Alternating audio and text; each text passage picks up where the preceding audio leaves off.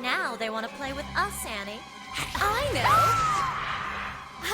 First one to catch Latios wins! Introduced to us with a rose and a card, Annie and Oakley are some of the coolest villains in all of Pokémon. On a mission from Giovanni to capture the legendary Pokémon of Altamar, Latios, and Latias, they have come to totally not Italy in search of the Soul Dew. Their introduction scene is basically an exposition dump because we all know Pokémon movies are incredibly complicated. But framed as their getaway and Oakley needing to re-explain the plan to Annie makes it a really cool scene with an interesting spy aesthetic. Of course, because this movie is all drip, it leads into the best scene in any Pokémon movie or episode ever. The Tour de Altamar has to be what made me fall in love with water-type Pokémon. Pokémon has a lot of aquatic sport episodes, but this scene not only showcases my favorite starter Pokémon Totodile, but also introduces Latios and Latias. I really like the extra touch that children in some Pokémon can see or at least sense that Latias is there when they're invisible, but the adults are completely oblivious. You're amazing, Corsola! Great race, Misty. Hey, why don't you let me show you around Altamar? Damn, that was smooth. Now with Ash and Brock third and fourth wheeling it, they take a tour around Altamar and learn about Latios and Latias, the guardians of Altamar. I guess we never see them because things were always so peaceful around here we haven't really needed their protection. Gee, with foreshadowing that good, we meet back up with Annie and Oakley scanning people's body temperatures looking for Latias. Or maybe a ditto with sunglasses. After passing Jesse and James, who are useless in every movie, I really love how every time there's some big bad Team Rocket member in a movie, they always seem to explain it with James being like, "Oh, come on, Jesse, haven't you heard of Annie and Oakley, or that dude from Pokémon Forever, or that lady from Mewtwo Returns Again one final time until Generation 6 when he returns again? Get with the program." Annie and Oakley catch up with Latias, who just finished giving Ash some eyes. I wonder if that will come back later in the movie. Latias. Is she kidding with that hairstyle? Amazing. She really is a Pokémon. They use their Espeon and Ariados to attack Latias and Ash. Ash takes Latias and runs away in a chase scene that low-key stressed me out as a kid. Luckily, I've seen Ariados' speed stat before, so they weren't ever in any real danger. After meeting back up with Misty and Brock, Ash heads to a museum while being stalked by Team Rocket. He thinks he sees Latias again, so like any reasonable person, he chases her across the entire city. Even after she specifically says she doesn't know him, he continues chasing until she stops on a bridge and waves at him to follow her. You see, Ash, that is what's called a toxic relationship. She leads him to a secret garden filled with Pokemon only for her brother to try and kill Pikachu. We're now at the point in the movie where people will lie right to your face and tell you it's bad. But 90% of the time, people don't hate the movie, they hate... Hey Latios, aren't Annie and Oakley great? People hate the cry Latios and Latias make, and would much prefer if it sounded like this. Hey guys, it's Derek Snow. Thanks so much for watching The TheDubbedCasual.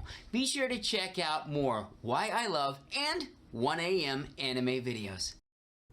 Now that he's disturbed the wildlife, Ash finally sees both Latias and Bianca in the same place and puts it together that maybe this toxic relationship is also illegal. Oh no! After playing with the legendaries, the two real stars of this movie now have important information on not only are Latios and Latias real, but they also have their location as well as the location of the Soul Dew.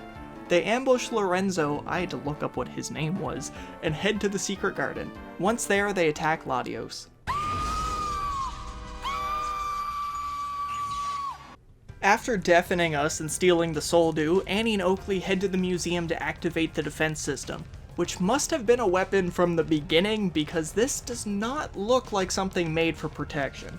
Latias escapes and finds Ash since it's time for him to start being the protagonist of the movie. They see Oakley reviving the fossil Pokemon to attack the city while Lorenzo and Bianca are being held hostage. Tone shift time! Ladies and gentlemen, the movie has now entered its second phase. Begone foreign romantic comedy, now it's time for a survival horror. Oakley has put the city on lockdown, trapping everyone into tight alleyways while the fossil Pokemon hunt for Ash and Latias.